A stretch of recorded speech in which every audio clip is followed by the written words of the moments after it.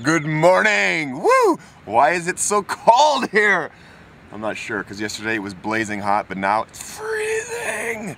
You know what's good for that? A little Nepali tea. It's pretty much just black tea with milk. They drink it for every single meal. It's crazy to think that it's going to be blazing hot in a couple hours, but right now, chilly willy, very cold. Namaste. So one of the things that sold me on this place is that the word's right here. Hot shower. Nothing better than that, right? But then I think, you know what? Good way to reduce your environmental impact in this area is to not take a hot shower because you won't be using firewood to heat it up. So I'm just going to be taking water straight out of this spigot here and taking a nice freezing cold shower. But it's going to wake me up, so if you'll excuse me.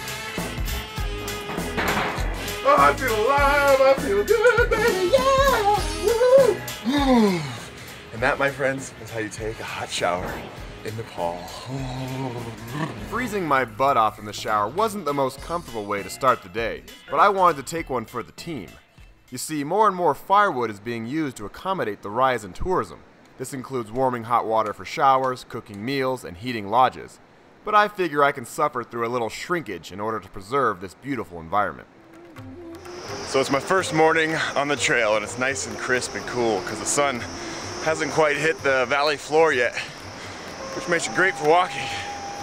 And you know, I woke up this morning, I was psyched. I was like, you know what? This is amazing. All I have to do for the next 3 weeks is wake up and walk and eat and sleep and wake up and walk. It's amazing. It's pretty simple, you know what? And I have everything I need right on my back. It's a good life, a simple life. It wasn't cold for long as I made my way up the side of the valley. The hiking was much steeper than yesterday, but great training for the high mountains I'll be crossing in the days to follow. So I'm walking downhill now, which feels great because I've been walking uphill all morning. But you know what? I better enjoy this downhill here because it's my last downhill for the next 9 days. Once I get to the bottom of this, it's all uphill until the top of Thorungla Pass at 18,000 feet. And I'm only at about 4,000 feet right now, so I got a lot of uphill to do. So, woo, here we go. Woo!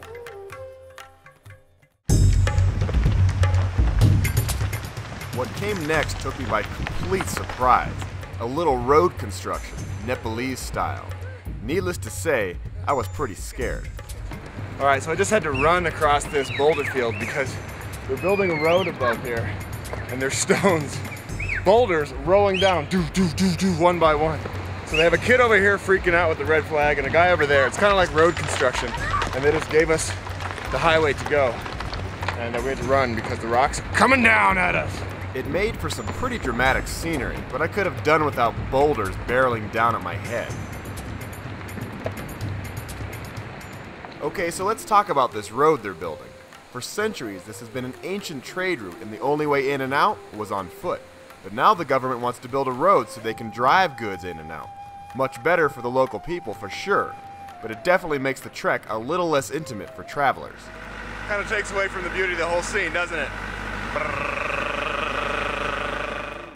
But I was pleasantly surprised when I got around the next corner and the construction disappeared. I was back in the magical, serene, and untouched Himalayas.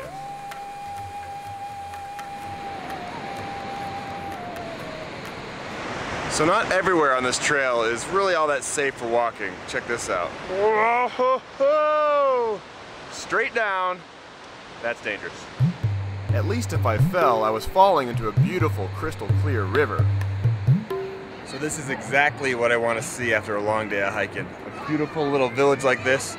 I'm hoping it's not a mirage because I'm tired and hungry, and I think I got some dalbat in my future. Whew. Yeah. My favorite part of the trek so far was hanging out in these cozy little villages. The breathtaking views are fun, but it's the people I really like connecting with.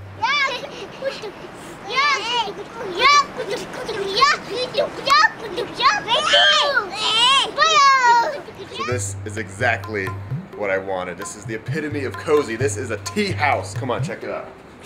My very own little fort, and this is the best part. Check out the view of that. That's what I get to wake up to in the morning. Whew! Oh, yeah! Oh, it feels like I'm laying on a picnic table. This is good. I'm very happy boy right now. I'm just gonna go to sleep and dream of big mountains.